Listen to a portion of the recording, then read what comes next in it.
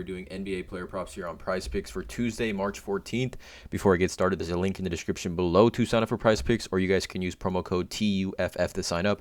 PrizePicks will match 100% of your first deposit.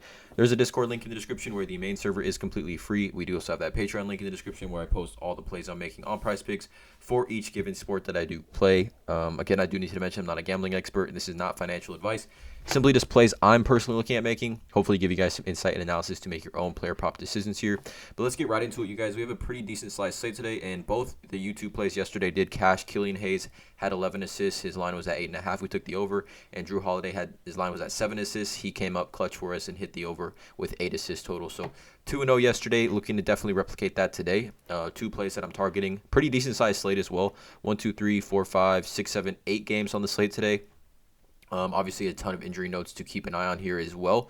But yeah, let's not waste any time, you guys. Let's just get right into these 2 plays. And I just want to mention, you don't need to necessarily, pair these 2 plays in a 2-man power. Obviously, I'm pairing them in a 2-man power for just reference to show you guys how they did, or to just continue and keep track of my results here. But again, you can use one play you like, one play you don't, whatever you guys feel is necessary, but I'm saying you don't need to pair these 2 in a 2-man power and play them. Anyways, let's get right into it. The first one I'm targeting here is going to be Fred VanVleet at home against the Nuggets. I like his over 8 assists here. I think we get great push potential here for Fred VanVleet. So taking a look at this matchup, 1-point spread, which is what you love to see when you got Denver playing on the road. They're a lot worse on the road. Obviously, they're dominant at home. So a 1-point spread here for Toronto should be a pretty good matchup. Toronto has been playing much, much better since they got Jakob Poeltl. But Fred VanVleet has really, really been dominating in the assist category. Literally since Jakob Poeltl came to the team, he's pushed this line or better. 8, 15, 9, 8, 9, 14, 9, and 10. So he's pushed this line or better in 8 of his last 8 games ever since Jakob Poeltl has entered that lineup. He just faced Denver on the road. Now, in a tough environment like Denver, and he had 14 assists in that matchup.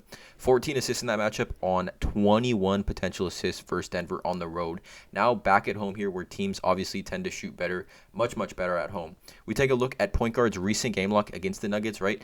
Spencer Dinwiddie just 2 days ago had 16 assists. Like I said, Fred VanVleet before that had 14. Before that, John Morant had 10. And we can see they've been getting cooked by point guards all season. Luka had 10. Luka had 9.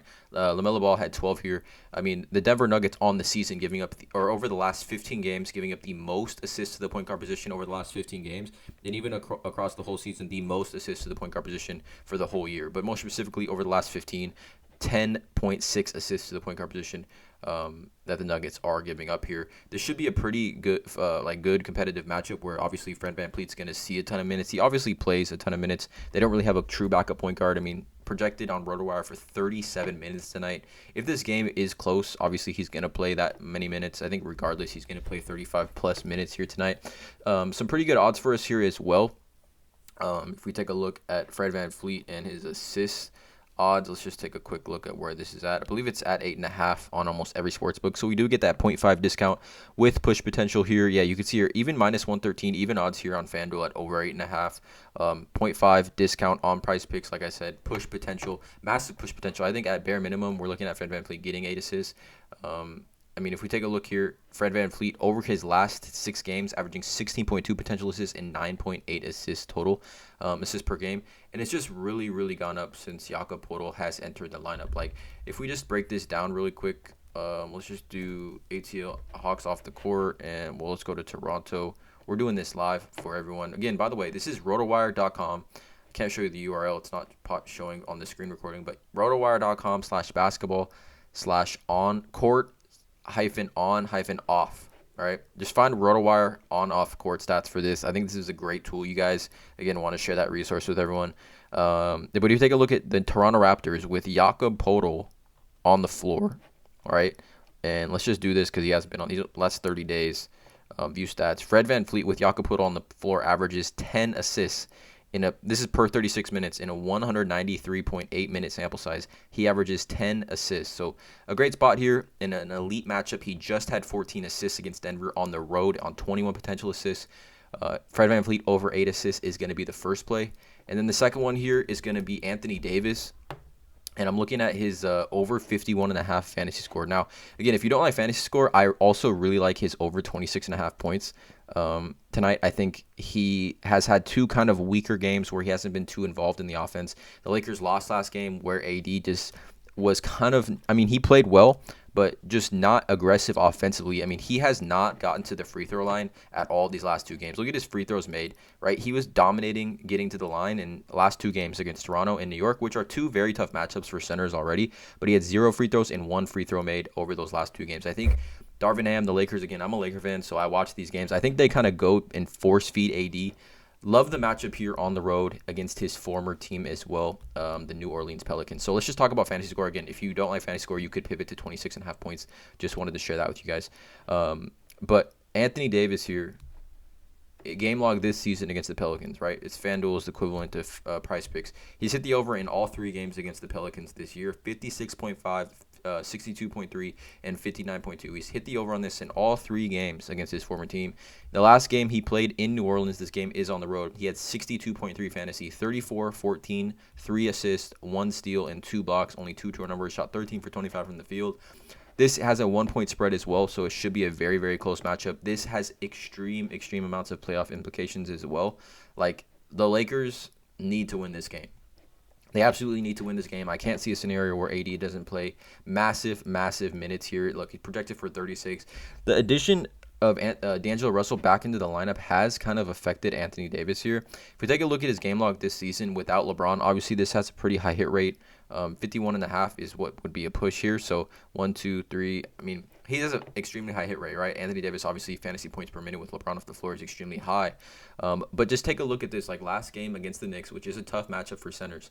Right, he only had 17 points, right, and he shot 8 for 18 from the field, but he still had 50.2 fantasy because he had 16 rebounds, 4 assists, 2 steals, and a block, only 1 turnover, right? And he's kind of cut down on those turnovers with D'Angelo Russell being back in the lineup, which should help his fantasy score. But I definitely think, I mean, they go back to him here. They need to go back to him here. He needs to be extremely aggressive. Against the Pelicans. I think it is a great matchup. Over the last 30 games, the Pelicans here, 5th most fantasy points to the center position, 57.2 fantasy points to the center position here that the Pelicans are giving up. We know Jonas Valanciunas, one of the worst rated defensive centers in the NBA. I mean, it goes to show you why Anthony Davis has hit the over on this in all 3 games versus the Pelicans. But I mean, his last game, he's going back to his former team, right? Facing his former team. Let's just take a look at this game log versus Pelicans. Right, not even just like since he's been traded to the Lakers, not even this season. Like this has an extremely high hit rate as well. I mean, he's hit the over on this in 1, 2, 3, 6 of 9 times, and we can see here in his last 2 games he's played in, or I guess 2 of his 3 games he's played in New Orleans. He's hit the over on this, but just his last couple of games against the Pelicans here, 56, 62, 59.2. All 3 games this season. If we take a look at centers, fantasy points, fantasy score game log against the Pelicans, I mean, we saw Evan Mobley 61.6, Jakob Poeltl 57.6, Sabonis had 48.7, and I mean, none of these guys are obviously the player that Anthony Davis is, right? Just like straight up, love the matchup here. Valanciunas is not going to be able to contain him. There's a reason why Pelicans give up the 5th most fantasy points to centers over the last 30 days here. Anthony Davis over 51.5 fantasy score is going to be the second play. I'm just going back to him here. I just feel like in a must-win game against his former team on the road, Anthony Davis, obviously a monster, can fill up this fantasy stat sheet pretty easily. I think he comes out aggressive tonight, and I like Anthony Davis over 51.5 fantasy score. And I like both these plays because it's only 1-point spread in both these games. So blowout risk, obviously anything can happen in the NBA. There's blowout risk in every NBA game. We saw the Houston Rockets beat the Celtics last night. So again, no one's safe in the NBA as far as blowout risk goes. But I like both these plays. Fred VanVleet over 8 assists and Anthony Davis over 51.5 fantasy score. Again, we went 2-0 yesterday. Let me know in the comments below how you guys feel about these 2 plays. Drop a like on this video. It is Taco Tuesday as well. Hit that subscribe button. And as always, let's cash.